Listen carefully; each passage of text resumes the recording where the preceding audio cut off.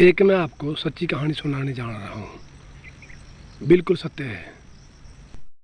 Corona काल की बात है, जब सब तरफ हाहाकार मच गया, दुकानें बंद, सब कंपनियां बंद, सारे कारोबार ठप हो गया था।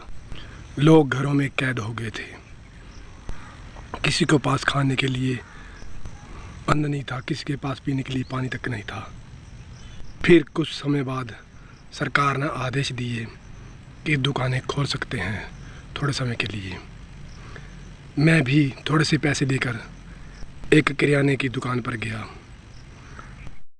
मैंने दुकानदार से कहा कि लाला जी, ये पकड़ो पैसे और ये पर्ची पकड़ो, मुझे राशन दे देना। तो उसने कहा, भाई आधे घंटे बाद आना, आपका सामान पैक हो जाएगा। और मैं वहाँ से चल पड़ा।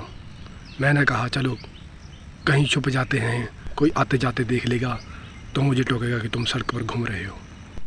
अभी कुछ ही दूरी पर गया था तो मुझे एक भाई साहब मिले। वो हमारे ही दोस्त थे मेरे। वो मुझे मिले। मैंने कहा, कहाँ जा रहे हो भाई? वो बोला कि ये मैंने सामान है कुछ मेरे पास राशन का बचा हुआ है, और मैं उसे किसी धार्मिक स्थान पर छोड़ आता हूँ, किसी के काम आ जाएगा। मैंने कहा भाई बहुत अच्छा। मैं उसकी इस बात से बहुत खुश हुआ कि चलो किसी की सोच तो ऐसी है, इससे किसी गरीब को सहारा मिल जाएगा, किसी भूखे को अन्न मिल जाएगा।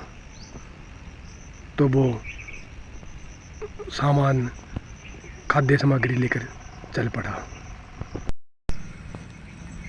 और मैंने सोचा कि चलो अब मैं भी कहीं किसी कोने में छुप जाता हूँ, कोई मुझे देख न ले कि सड़क पर घूम रहा है भाई। अभी मैं थोड़ी ही दूर गया था, वहाँ मुझे एक बच्चा रोता हुआ दिखाई दिया। मैंने कहा, वो एक गुड़िया थी। मैंने कहा, तुम क्यों रो रही हो भाई, क्या कारण है?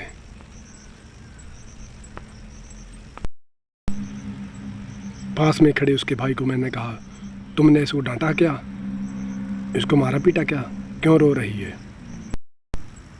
वो बोला, अंकल नहीं, इसने कल से कुछ खाया नहीं तभी रो रही है। मैंने कहा, क्यों नहीं खाया? क्या तुम्हारे पापा ने इसको दिया नहीं कुछ खाने को, या मम्मी ने नहीं दिया? वो बोला, ऐसी बात नहीं, घर पर राशन नहीं था, कौन देता हमें खाने को, लॉकडाउन लगा हुआ है, हम भूखे हैं 2 दिन से। मुझे इस बात से बहुत दुख हुआ कि देखो भाई, एक वो था जो ये राशन लेकर जा रहा था, ये उसी के पड़ोसी है, उसको पहले सोचना चाहिए था जाने से पहले कि मेरे पड़ोस में कोई भूखा और प्यासा तो नहीं है, तब ये कहीं राशन और जगह छोड़ना चाहिए था। चलो वो भी चला गया, अब क्या करेगा इन बेचारों का? मेरे पास भी खुद उतने ही पैसे थे, अब मैं क्या दूँ? मैं भी घर के लिए उतना ही सामान ले जा रहा हूँ जिससे मेरे घर का गुजारा हो सके। मैं भी भगवान को याद कर कर थोड़ी देर सोचता रहा कि इन बेचारों का क्या होगा और हमारा भी क्या होगा। इतने में एक शख्स आया, जीप में से उतरा। वो सरदार जी थे। वो आगे बढ़े, उन्होंने आवाज़ लगाई कि यहाँ कोई भूखा और प्यासा तो नहीं, किसी को राशन की ज़रूरत है? तो वो ही लड़के अपने माता पिता को ले आए कि लो भाई, ये कोई हमें आवाज़ लगा रहा है। तो उस सरदार जी ने उनको राशन दिया। मैं बहुत खुश हुआ। मैं उन सरदार जी को भली भांति जानता हूँ। वो जगपाल सिंह राणा जी थे जो उन्हें राशन दे गए। भला मैं उनको कभी मिला नहीं, परंतु उनको मैं फेसबुक और इंस्टाग्राम से जानता हूँ। दूर से उनको देखा भी है, बातचीत तो कभी नहीं की उनसे, पर स्वभाव के अच्छे हैं जो इन गरीबों को खाना दे गए। हफ्ते भर के लिए वो राशन दे गए। वो बच्चे खुश हुए और उन्होंने गरीबों में राशन बांटा और वहाँ से सरदार जी चल दिए। ये मैं सारा दृश्य देखता रहा और उनको मन ही मन धन्यवाद करता रहा कि चलो इस दुनिया में कोई तो है मसीहा बनकर आया। उसके अलावा मुझे इस इलाके में कोई दिखाई नहीं दिया, अपने इलाके में कोई ऐसा कोई मदद करने वाला कि किसी की मदद कर सके। शायद कोई होगा तो मुझे पता नहीं इसके बारे में। और उसके बाद मैं किराना की दुकान पर चला गया। वहाँ से लाला जी से अपना राशन उठाया और घर की तरफ आ गया। अपने घर वालों को राशन दिया। थोड़े समय बाद लॉकडाउन भी खुल गया। धीरे धीरे समय बढ़ता गया और जैसे था वैसा ही सब बहाल हो गया।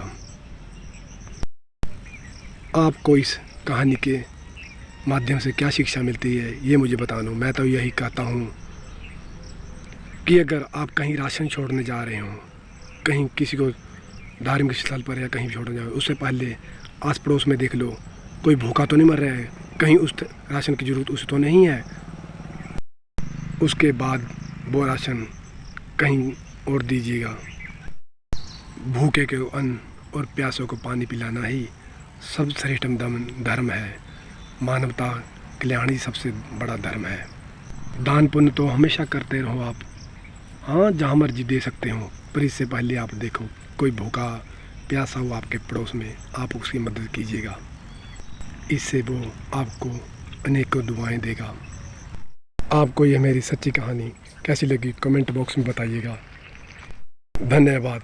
जय हिंद, जय भारत।